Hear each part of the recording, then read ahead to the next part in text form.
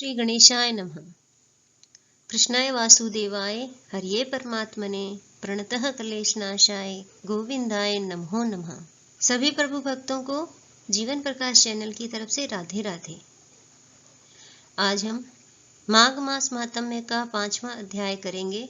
इससे पहले हम 4 अध्याय कर चुके हैं, जिनका लिंक आपको डिस्क्रिप्शन में मिल जाएगा। और यदि आपने चैनल को अभी तक सब्सक्राइब, लाइक और शेयर नहीं किया है तो कृपया जल्दी कर दे, ताकि आगे आने वाली वीडियो के भी आपको नोटिफिकेशन मिलते रहें। तो चलिए शुरू करते हैं माघ मास महात्म्य का 5वां अध्याय। दत्तात्रेय जी कहते हैं कि हे राजन, एक प्राचीन इतिहास कहता हूँ। भृगुवंश में ऋषि नाम की एक ब्राह्मणी थी, जो बाल्यकाल में ही विधवा हो गई थी। वह रेवा नदी के किनारे विंध्याचल पर्वत के नीचे तपस्या करने लगी। वह जितेंद्रिय, सत्यवक्ता, सुशील, दानशीलता तथा तप करके देह को सुखाने वाली थी। वह अग्नि में आहुति देकर उच्च वृत्ति द्वारा छठे काल में भोजन करती थी।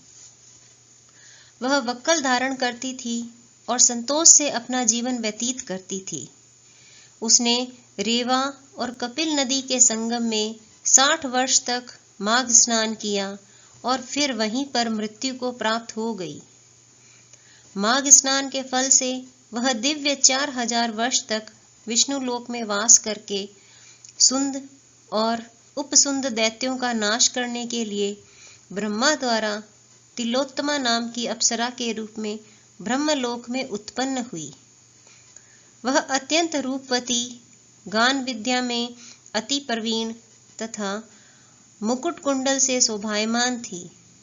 उसका रूप, यौवन और सौंदर्य देखकर ब्रह्मा भी चकित हो गए।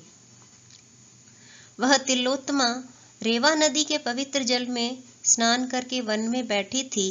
तब सुंद व उपसुंद के सैनिकों ने चंद्रमा के समान उस रूपवती को देखकर अपने राजा सुंद और उपसुंद से उसके रूप की शोभा का वर्णन किया और कहने लगे कि कामदेव को लज्जित करने वाली ऐसी परम सुंदरी स्त्री हमने कभी नहीं देखी।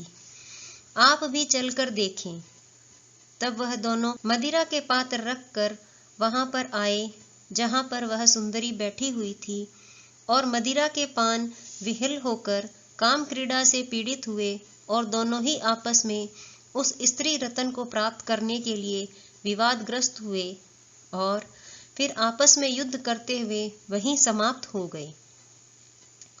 उन दोनों को मरा हुआ देखकर उनके सैनिकों ने बड़ा कोलाहल मचाया और तब तिलोत्तमा काल रात्रि के समान उनको पर्वत से घिराती हुई दशों दिशाओं को प्रकाशमान करती हुई आकाश में चली गई और देव कार्य सिद्ध करके ब्रह्मा के सामने आई। तो ब्रह्मा जी ने प्रसन्नता से कहा कि हे चंद्रवती, मैंने तुमको सूर्य के रथ पर स्थान दिया। जब तक आकाश में सूर्य स्थित है, नाना प्रकार के भोगों को भोगो। सो हे राजन, वह ब्राह्मणी अब भी सूर्य के रथ पर माघ मास स्नान के उत्तम भोगों को भोग रही है। इसलिए श्रद्धावान पुरुषों को उत्तम गति पाने के लिए यत्न के साथ माघ मास में विधि पूर्वक स्नान करना चाहिए। इसी के साथ माघ मास महात्म्य का 5वां अध्याय पूर्ण हुआ। जय श्री कृष्ण।